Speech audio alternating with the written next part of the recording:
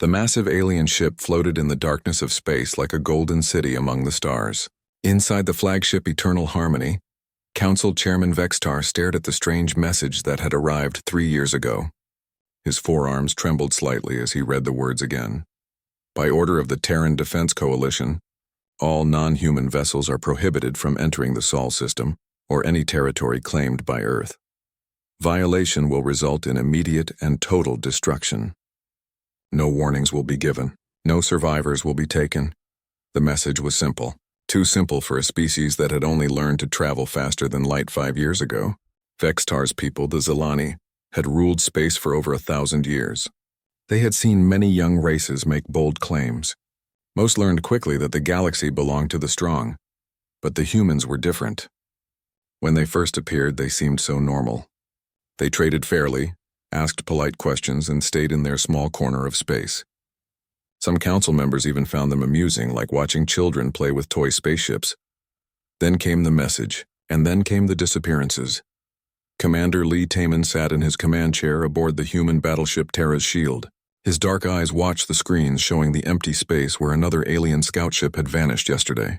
The ship had crossed into the forbidden zone around Earth's solar system. Now it was gone, just like all the others. "Sir, that makes 13 ships in 3 years," reported Lieutenant Kim Ji-won from her station. Her voice was calm, professional.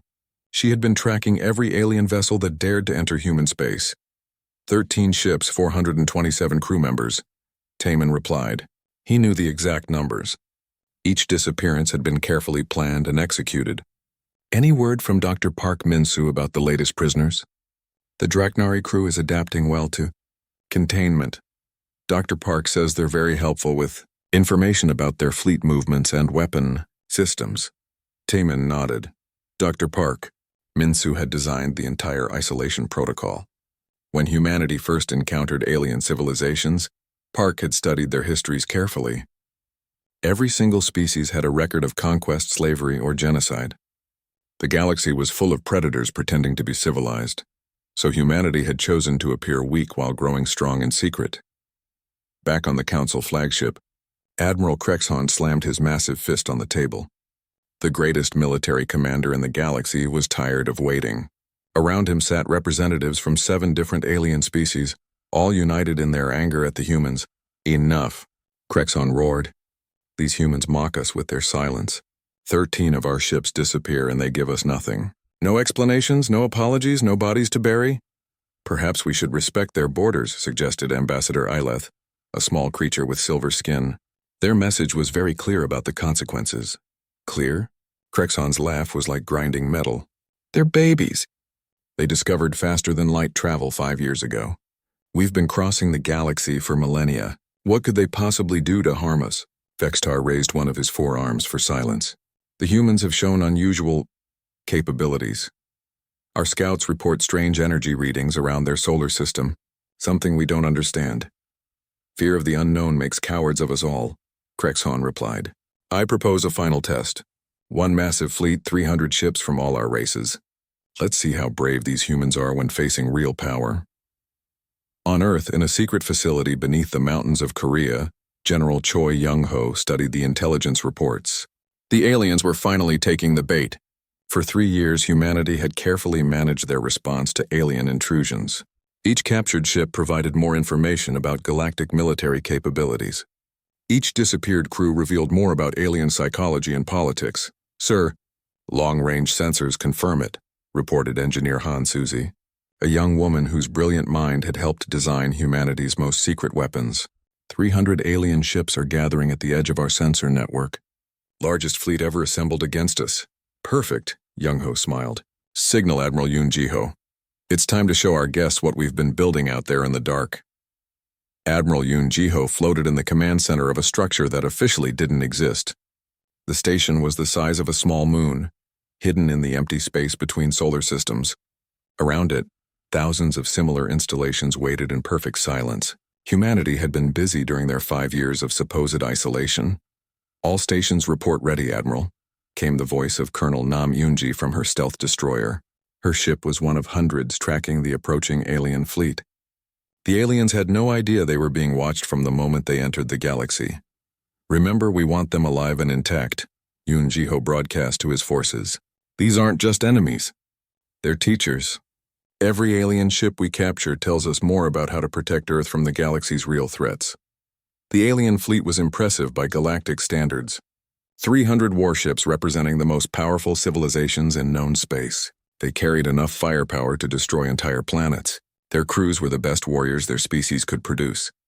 They had no idea they were flying into the most sophisticated trap in galactic history. Director Kwon Minho watched the approaching fleet from his secret command center on Earth's moon. He had designed this moment carefully. For decades, human intelligence agents had been infiltrating alien societies. Some used advanced disguises to pass as alien species. Others had been born among the aliens and never knew their true heritage until activated. These agents had fed information back to Earth about alien military capabilities, political structures, and most importantly, their psychological weaknesses. Humans had learned that most alien species feared the unknown more than known enemies. They preferred fighting opponents they understood. So humanity had chosen to be completely incomprehensible. Dr. Lim Woo-jin, are the reality distortion fields ready? Minho asked the lead scientist. All systems operational, Director. The alien fleet will experience exactly what we want them to experience. Nothing more, nothing less. The message had been simple, but the response would be anything but simple. Humanity had spent 3 years preparing for this moment. Every disappeared alien ship had been a lesson.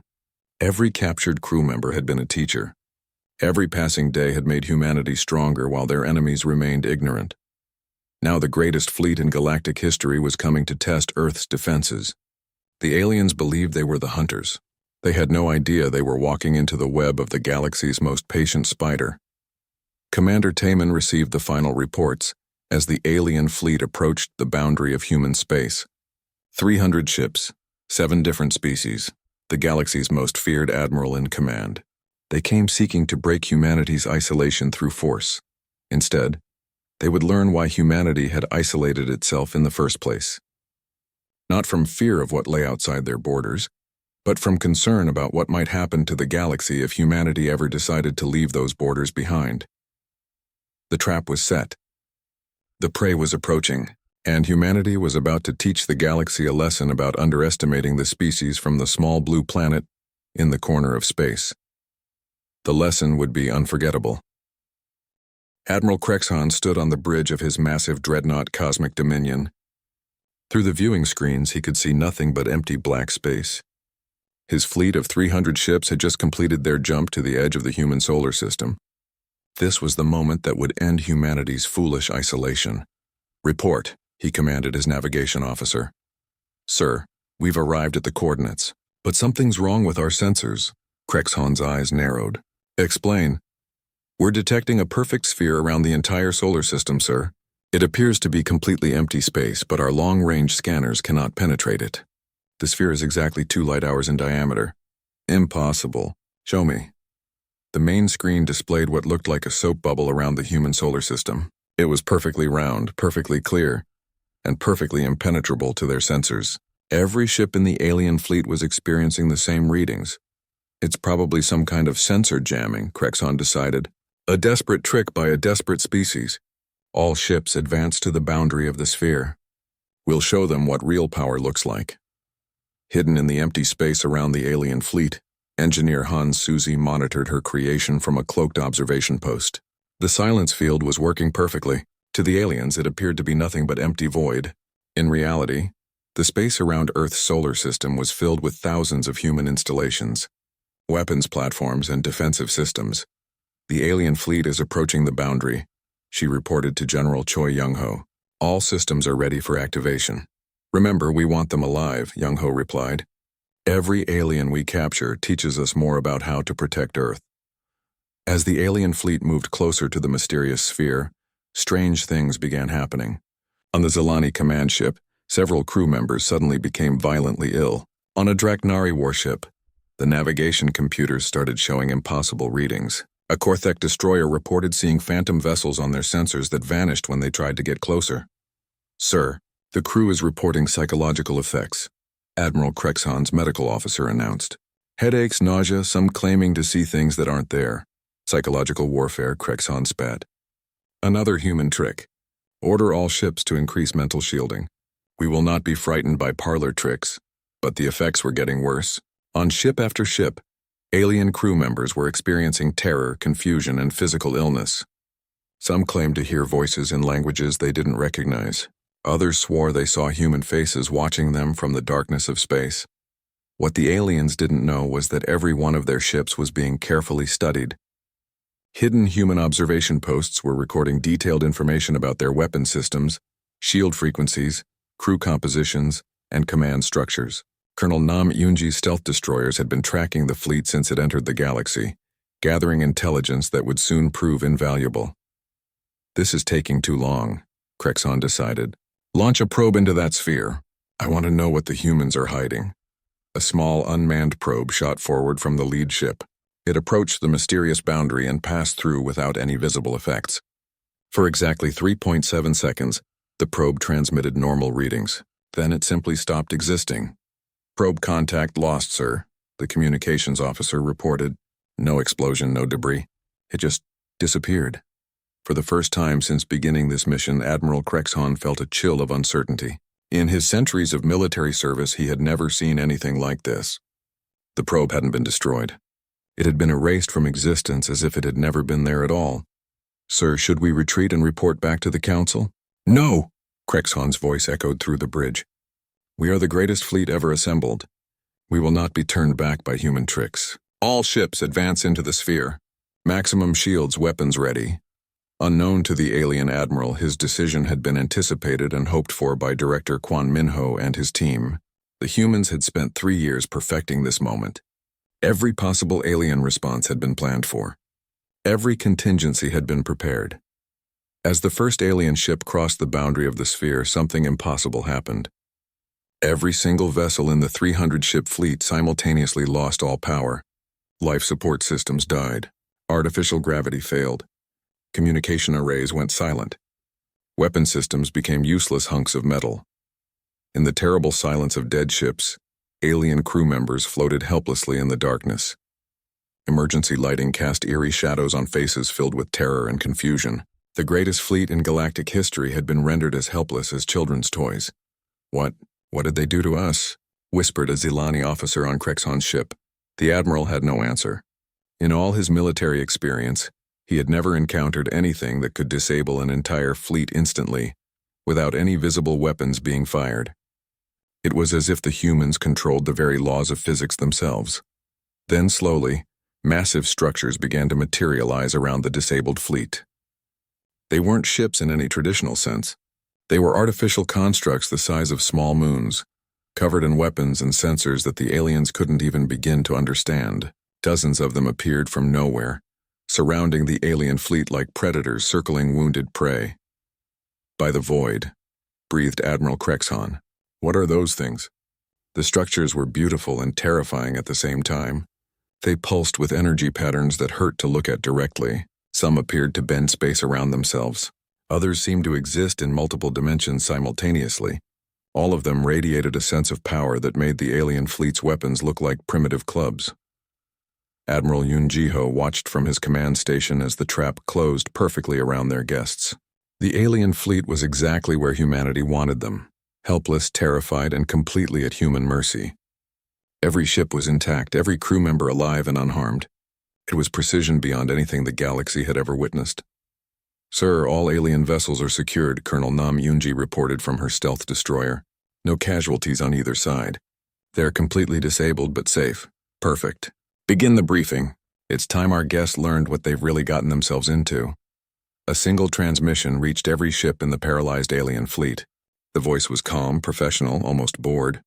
Commander Lee Taman appeared on their screens, sitting casually in what looked like a standard military command center. Alien fleet, you were warned. You are now experiencing the first stage of Terran defensive measures. Your vessels will remain disabled for the duration of this briefing. Do not be alarmed. You are in no immediate danger. Admiral Crexon tried to respond, but his communication systems remained dead. He could only listen as the human commander continued. 3 years ago, we sent a simple message to your governments. You chose to ignore it. 13 times you sent ships into our territory. Each time we captured them intact and unharmed. Today you have sent your greatest fleet to test our resolve. The human's image remained perfectly steady as he spoke. There was no anger in his voice, no triumph, no emotion at all. He might have been discussing the weather. You are about to learn why we chose isolation, not because we feared you, but because we feared for you. The demonstration you are about to witness will explain everything. Around the disabled alien fleet, the massive human constructs began to move. They weren't just weapons platforms, Admiral Krexhan realized. They were mobile space cities, each one housing millions of humans and equipped with technology that defied everything the galaxy thought it knew about physics.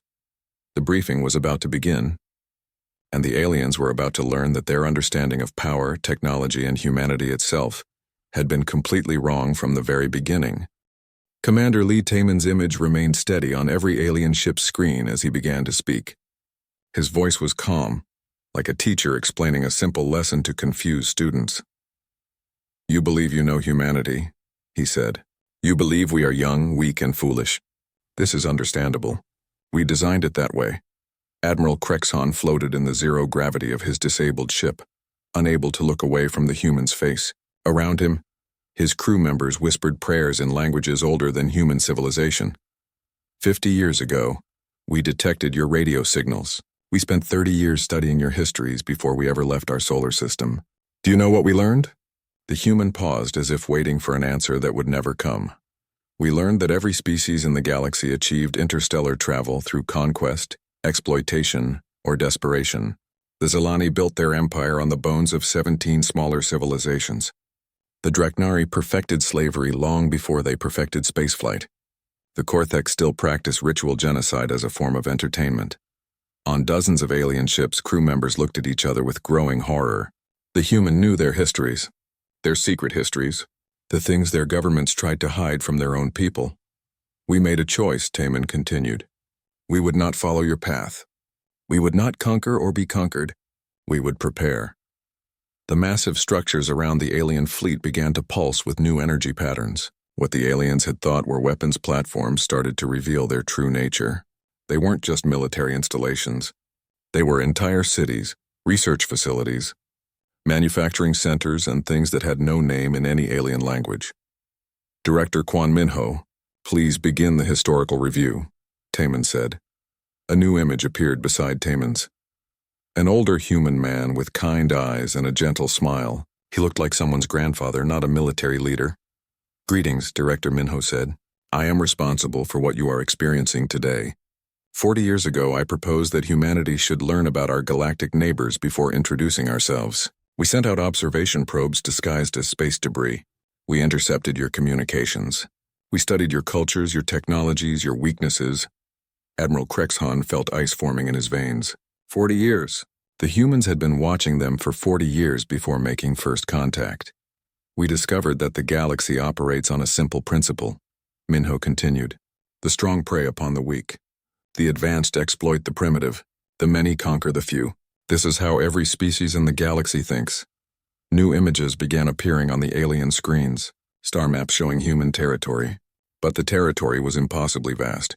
It included systems the aliens thought were empty space, trade routes they believed they controlled, even planets they had visited many times.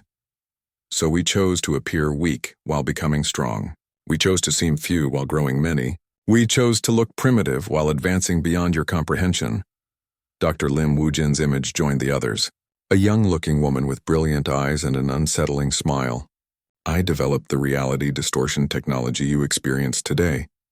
Your ships didn't lose power through any conventional attack. I temporarily relocated them to a parallel dimension where different physical laws apply. The words made no sense to most of the aliens. Parallel dimensions were theoretical concepts, not practical weapons. Yet here they were, experiencing the impossible. The 13 ships that disappeared over the past 3 years are not destroyed. Dr. Lim continued. They are guests in our facilities. Their crews are comfortable, well-fed, and very helpful with information about galactic military capabilities. A new horror dawned on Admiral Krexhan. If the humans had been capturing alien ships for 3 years, interrogating their crews, studying their technology. Yes, Commander Taman said, as if reading his thoughts. We know everything about your fleets, your weapons, your strategies. We know about the secret war between the Zelani and the Draknari. We know about the Korthek weapons research stations in the Void Nebula. We know about the slave markets on Jekton Prime that your governments pretend don't exist. Colonel Nam Yunji's image appeared, a stern-faced woman in military uniform. More importantly, we know about every military vessel in the galaxy. While you believed we were hiding in our solar system, we were mapping your entire civilization. Every ship, every base, every weapon. The implications crashed over the alien crews like a tsunami of terror. If the humans knew everything, if they could disable entire fleets instantly, if they had been secretly observing the galaxy for decades. We need to address some misconceptions, Director Minho said gently. You believe we recently achieved faster-than-light travel. This is incorrect. We achieved FTL capability 87 years ago. We spent 30 years perfecting it before we ever left our solar system. Admiral Krexon's mind reeled. 87 years. The humans had possessed interstellar capability for almost a century, while pretending to be a primitive world-bound species. You believe our territory consists of one solar system? Colonel Nam continued. This is also incorrect. Human space includes 43 star systems, over 200 habitable worlds, and approximately 18 billion citizens. The numbers were staggering. If true, humanity was not a small, isolated species. They were one of the largest civilizations in the galaxy, hidden in plain sight. But how? Whispered a Draknari officer on one of the disabled ships. How did you hide entire star systems? Engineer Han Suzy appeared on screen to answer. She looked barely old enough to be out of school, yet she spoke with the confidence of someone who had reshaped reality itself. We developed cloaking technology that doesn't hide objects from sensors, she explained. Instead, it makes sensors incapable of detecting the objects. We didn't make our worlds invisible. We made you unable to see them. The distinction was terrifying. It meant that alien scouts could have flown through human systems thousands of times without ever realizing they weren't empty space. The demonstration you witnessed today was not our full capability, Commander Taman said. It was a gentle introduction. We have weapons that can erase entire star systems from existence. We have defensive systems that can stop fleets from ever reaching their destinations. We have technology that you would classify as magic. Captain Kim Ji-won joined the briefing. Her image showed a young woman with cold, calculating eyes. We also have agents throughout the galaxy. Some of your most trusted advisors are human. Some of your military commanders are human. Some of your political leaders are human. The revelation sent shockwaves through every alien ship. If humans could disguise themselves perfectly as other species, if they had been infiltrating alien governments for decades, your cultures, your histories, your military capabilities, your political structures, your psychological weaknesses, Captain Kim continued. We know everything because you told us everything. You just didn't know you were telling us. Admiral Krexon felt something he had never experienced in his long military career. Complete and utter helplessness. His greatest fleet had been defeated without a single shot being fired. His civilization had been infiltrated and studied like laboratory specimens.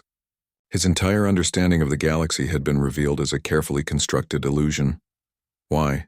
He managed to whisper, though he knew the humans couldn't hear him through his dead communication systems. As if reading his mind, Commander Taman smiled sadly. You're wondering why we didn't simply conquer you when we first achieved superiority. The answer is simple. We studied your histories. We learned from your mistakes. We discovered that conquest creates endless cycles of rebellion, hatred, and war. So we chose a different path. We chose to grow strong in secret, to understand our neighbors completely, and to reveal ourselves only when necessary. Today became necessary because you forced our hand. The briefing screens began displaying images that made the aliens' blood run cold. Human cities on worlds they thought were barren. Human fleets in space they believed was empty. Human installations in systems they had never thought to explore. We are not your conquerors, Director Minho said with grandfatherly kindness. We are your shepherds, and like any good shepherd, we must sometimes protect the flock from wolves even when the sheep don't realize how many wolves were circling in the dark. The message was clear. Humanity wasn't just superior to the galactic civilizations. They had been protecting those civilizations from threats the aliens never even knew existed. The isolation wasn't about fear. It was about mercy, and now the aliens would have to decide what came next.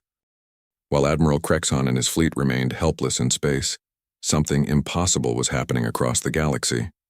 Above the Galactic Council's homeworld of Nexus Prime, massive shadows began blocking out the stars. One by one, enormous structures materialized in orbit around the planet that housed the galaxy's most powerful government.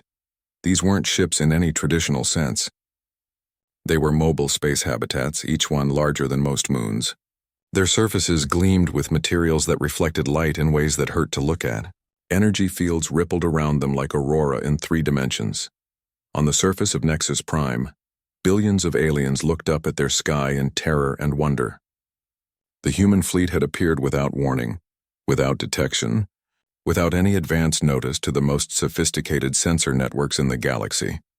Admiral Yoon Ji-ho stood in the command center of the largest human vessel, a mobile city called New Seoul. Through the viewing screens, he could see the alien world below. Governments across the galaxy were frantically trying to contact each other, trying to understand what was happening. Captain Shin Do-yun, begin the precision demonstration, Admiral Yoon ordered. Captain Shin commanded a vessel that the aliens would never understand. The reality's edge existed in normal space, but its weapons operated by temporarily changing the laws of physics in targeted areas. It could make objects heavier than lead become lighter than air. It could turn solid matter into energy and energy back into matter. Target acquired, Admiral, disabling the Nexus Prime defense grid without casualties. On the planet below, every military installation went dark simultaneously. Not destroyed, not damaged, simply turned off. Weapons that had guarded the Council world for centuries became as harmless as children's toys. The aliens' most advanced defense systems were neutralized without a single explosion or loss of life. Commander Park So-min, begin psychological demonstration, the Admiral continued. Commander Park led humanity's psychological warfare division. She had studied alien minds for decades, learning exactly how to communicate ideas that would reshape their understanding of reality.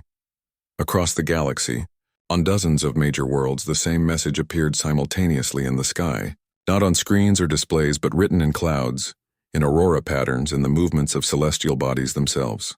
The message was simple in every major galactic language. Humanity protects, humanity watches, humanity remembers. On the Draknari homeworld, their 3 moons temporarily changed positions to spell out human words. On the Zelani capital, the aurora displays formed pictures showing the hidden human observers who had been watching their civilization for decades. On Korthek Prime, the very stars seemed to rearrange themselves into patterns that told the story of humanity's secret. Presence Lieutenant Colonel Go Sung-min coordinated the entire multi-system demonstration from his position aboard New Seoul. His tactical genius had designed a display of power that would be visible to every major civilization simultaneously. The message was clear. If humanity could rearrange moons and make stars dance, no corner of the galaxy was beyond their reach, sir. All primary demonstrations are complete, Go reported to Admiral Yoon. No casualties, no permanent damage. The aliens are responding as expected. Indeed, across the galaxy, governments were in chaos. Emergency sessions were being called on every major world. Military commanders were demanding explanations for how their defenses had been bypassed. Scientists were frantically trying to understand technology that seemed to operate beyond the known laws of physics, but the most disturbing revelation was yet to come. Begin the infiltration reveal, Admiral Yoon ordered, on Nexus Prime. Inside the Great Assembly Hall where the Galactic Council met, something unprecedented happened. Council members who had served for decades, trusted advisors who had shaped galactic policy, even family members of the most powerful leaders stood up and removed sophisticated biological disguises. They were human. Ambassador Eleth, the small silver-skinned creature who had suggested respecting human borders, pulled away artificial skin to reveal a young Korean woman named Lee Hyuna. She had been living among the Zelani for 15 years, slowly rising through their diplomatic corps while feeding information back to Earth. General Vorth, the Draknari military strategist who had helped plan a dozen conquest campaigns, revealed himself to be Park Sung-jin, a human intelligence officer who had been shaping alien military thinking to make their forces predictable and manageable. Even more shocking, Admiral Crexon's own tactical advisor Zek Min had been human all along. The being who had helped plan the attack on Earth was Commander Choi Na-young, a human officer who had ensured the alien fleet would approach exactly as humanity wanted them to. On dozens of worlds, in hundreds of positions of trust and authority, humans revealed themselves. They had been living entire lifetimes among alien species, learning their cultures, understanding their psychology, and slowly guiding their development in directions that served galactic peace. The revelation sent shockwaves through every alien civilization. How many of their decisions had been influenced by human agents? How many of their policies had been shaped by human advice? How much of their recent history had been quietly directed by the species they thought they were hunting? Back in space, Admiral Krexhan watched these revelations unfold on his restored communication systems. The humans had returned power to his fleet's sensors and communications, but not their weapons or engines. They were observers now, witnesses to humanity's true nature.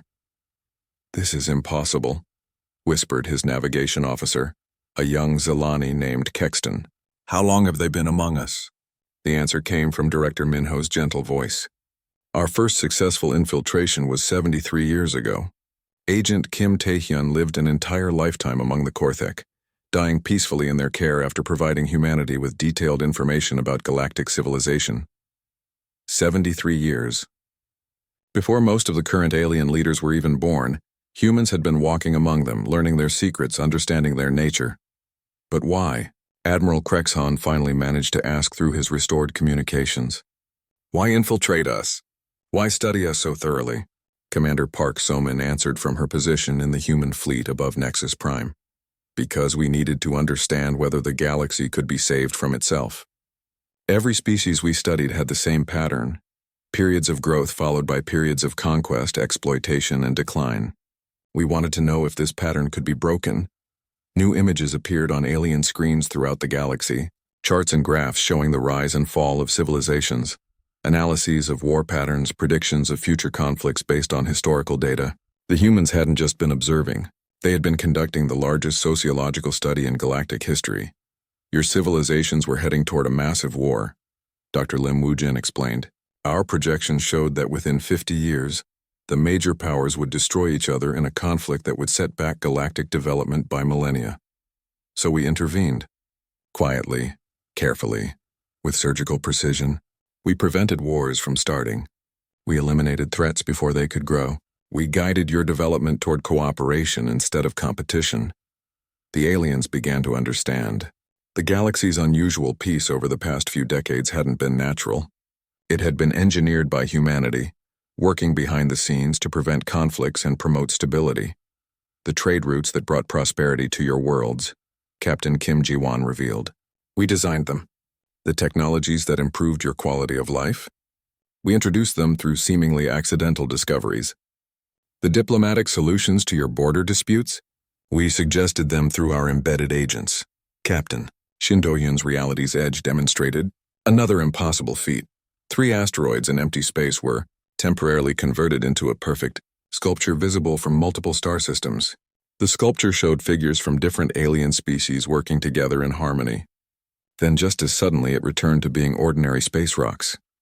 "This is our gift to the galaxy," Admiral Yoon announced. "Not conquest but guidance. Not domination but protection. We have been your shepherds for decades, keeping the wolves at bay while you grew and prospered." The demonstration was reaching its climax. Every major world in the galaxy was watching human vessels that could reshape reality itself.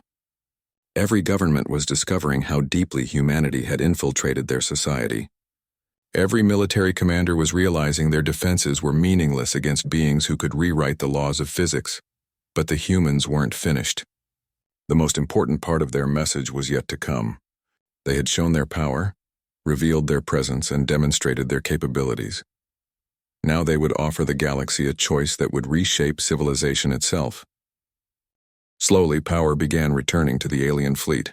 Not weapons or faster-than-light drives, but life support, gravity, and basic ship functions. The humans were allowing their prisoners to be comfortable while they delivered their final message. President Song Mirai's image appeared on every screen throughout the galaxy.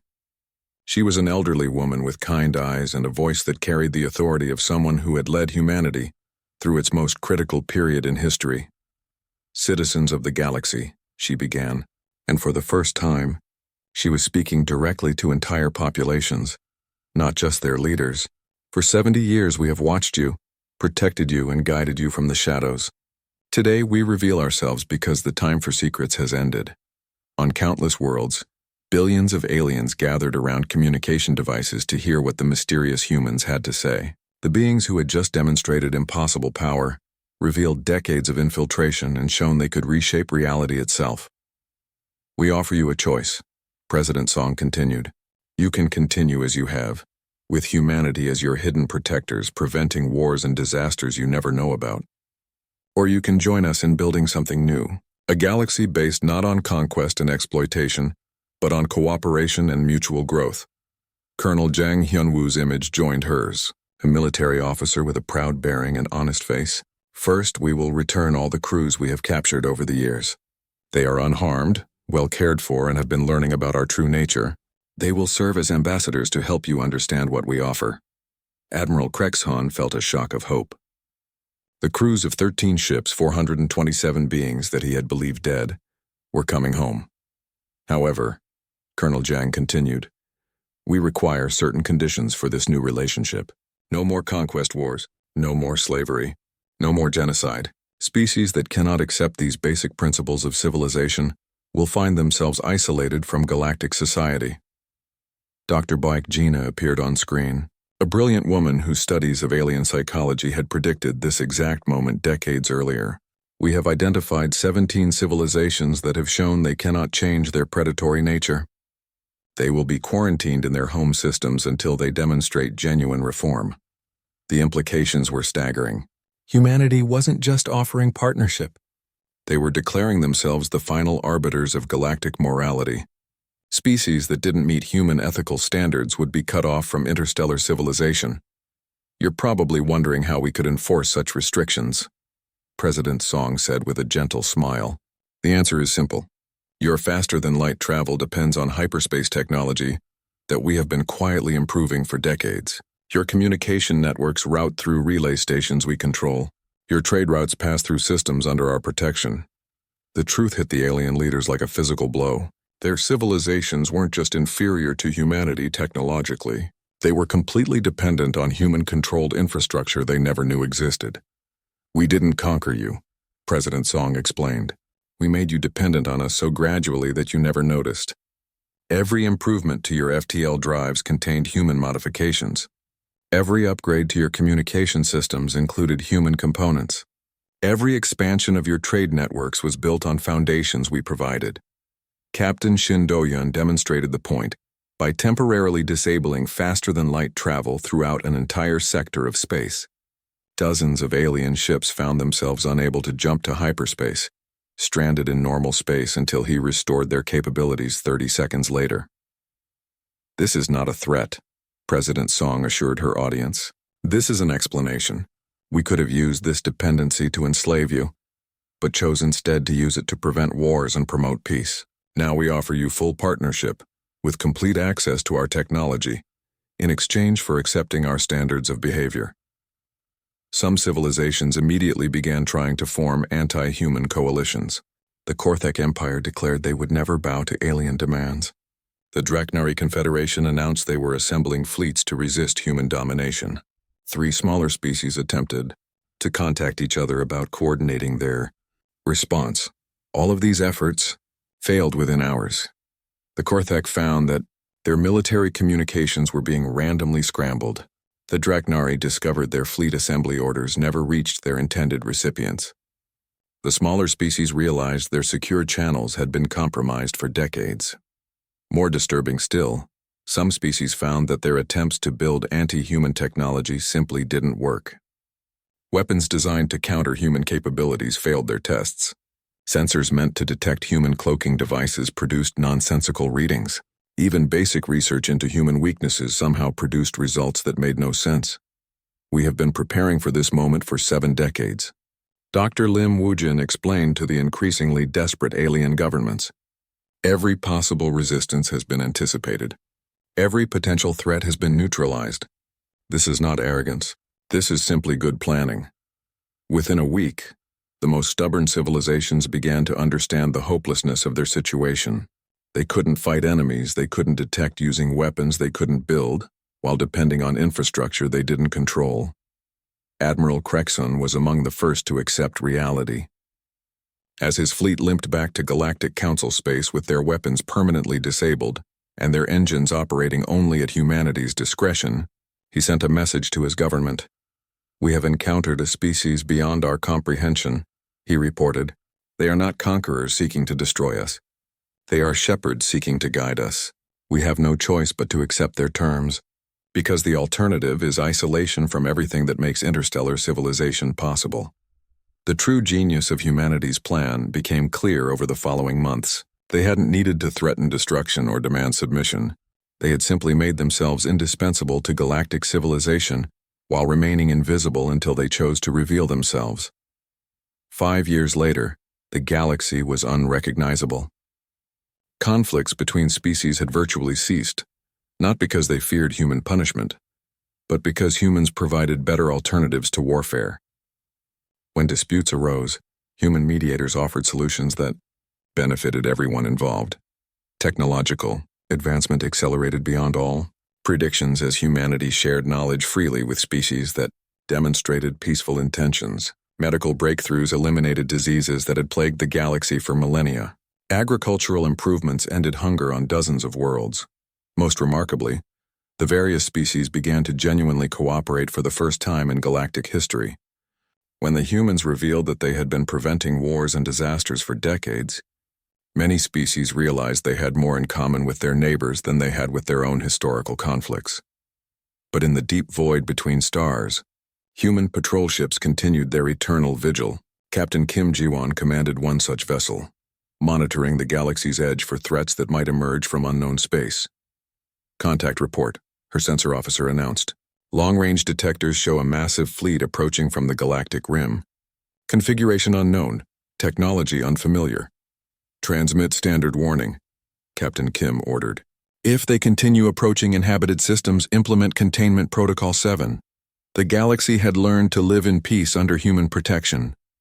But humanity's greatest challenge had always been protecting their adopted charges from threats beyond the galaxy's borders. The civilizations they now shepherded would never know about the wars fought in the darkness between stars, the invasions prevented before they could begin, the cosmic horrors that humanity faced alone so others could sleep safely. Commander Lee Taman, now promoted to admiral, stood on the bridge of humanity's most advanced warship, Earth's Promise. Through the viewing screens, he could see the lights of alien worlds living in prosperity and peace. "Sir, do you think they'll ever truly understand what we've done for them?" asked his young tactical officer. "They don't need to understand," Taman replied quietly. "They just need to be safe, happy, and free to grow into something better than what they were. That's what good shepherds do. We keep the wolves at bay, even if the sheep never know how many wolves were circling them in the dark." The galaxy had been cautioned. The Council had been forbidden to enter Terran territory. They had tested humanity's resolve and discovered that Earth's children were not the primitive species they had believed. Humanity had become the galaxy's guardian, its protector, its guide toward a better future. And in the vast darkness between stars, they continued their patient watch, ensuring that the peace they had built through wisdom and strength would endure for generations yet to come.